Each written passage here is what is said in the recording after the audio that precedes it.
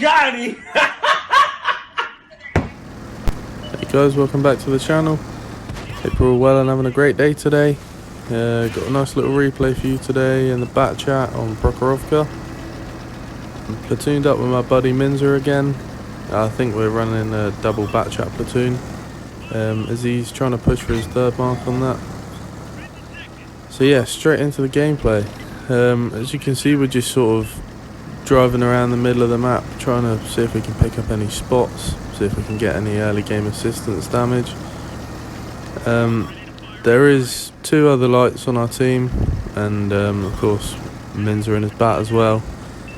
So any sort of spot and damage really will be quite saturated in terms of being shared out, but that's alright. So anyway, just trying to keep things lit really, trying to avoid any shots in return, because in tanks like the Batchat you do want to conserve your hit points, because that particular tank does actually come alive more so in the second half of the game. Pretty much any auto loader with well, not even necessarily without any armor, just auto loaders in general, I would say, come alive in the second half of the game, purely because you can put out that big damage in one hit.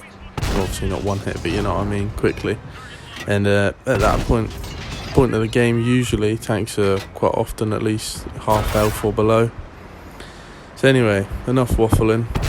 We take a big hit there from the E4, and for some reason we decide to stay in front of him, but it does actually pay off there, because we do track him, get a nice bit of tracking assist and penetrate one of our own shots there. So contradicting to what I just said about keeping hold of your hit points, we've gone and lost a fair chunk of ours there, leaving us on just over 1,000 health. But it doesn't really matter too much in this gameplay, because we do get away with staying alive to the end pretty much. So sorry for the little spoiler there. But yeah, you can see this object 140 now. We're just looking at putting a bit of a beating on him. He has actually taken quite a lot of damage, not just from us, but obviously in general as we take him off the board there. We do spend a little bit too much time with our attention on the Valor, I think, here, because I knew as I was playing this game that it was an unlikely shot, or unlikely that I was going to be able to pull off any damage on him because of the position that he was in. But that's okay, as the charioteer gets spotted up. We've got 3 left in the chamber, and luckily for us, someone tracks him, and we managed to do the entirety of his hit points with just 3 shots there. So it's good that I didn't force a reload and kept hold of those shots. So now we're just sort of thinking on what play we're going to make next as we reload.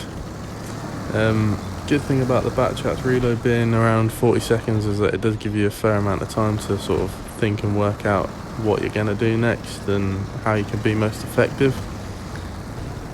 But we're liking the look of this TVP down here. We know he's very much clippable for us, and that's what we're going to do. We get a nice fire on him there. We probably could have let him burn out and could have held on to that last shot there. But either way, we take him out.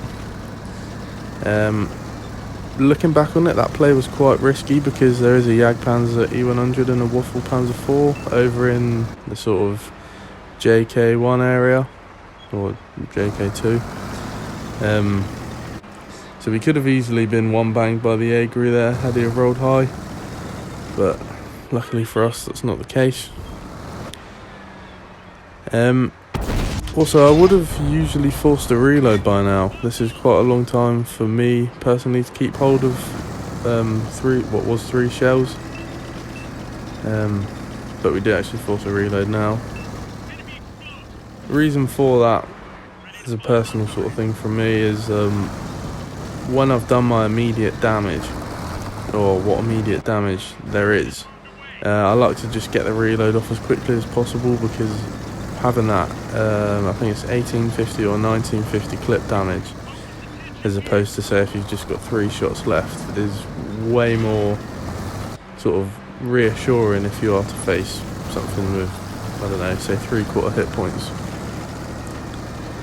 So we're just sort of hanging around this rock now. We've lit up the Death Star. There's also a Dragon back there. I believe the SU-130PM is over there as well. And we're just pushing down along this sort of mini ridgeline, because if we do get lit when firing at this Death Star, which we're about to do, we can just dip down into cover. The same sort of reason why I was trying to hang around the rock while I was reloading, because if for whatever reason we did get lit up there, I could just duck behind the rock and stay alive. So the Death Star manages to pull out of fire there, but unfortunately for the SU-130PM, he does get shut down very quickly. So again, as we're reloading, we're just trying to get into position where we can get our next clip of damage off. We see the Krangvan is quite comfortably clipping out the Jaegeru, and he gets a little bit of help from the icebreaker there.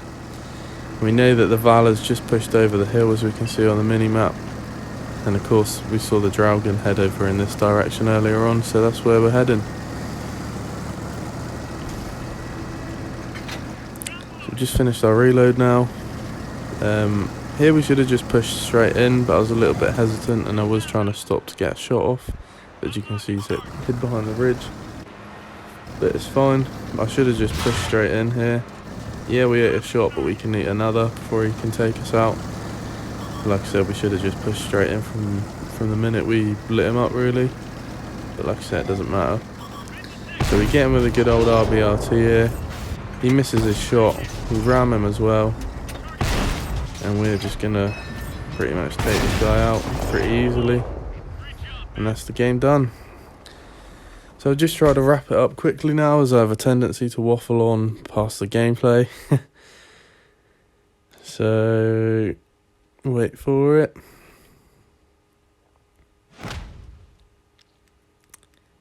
We get a nice 7.5k combined total, and the high caliber.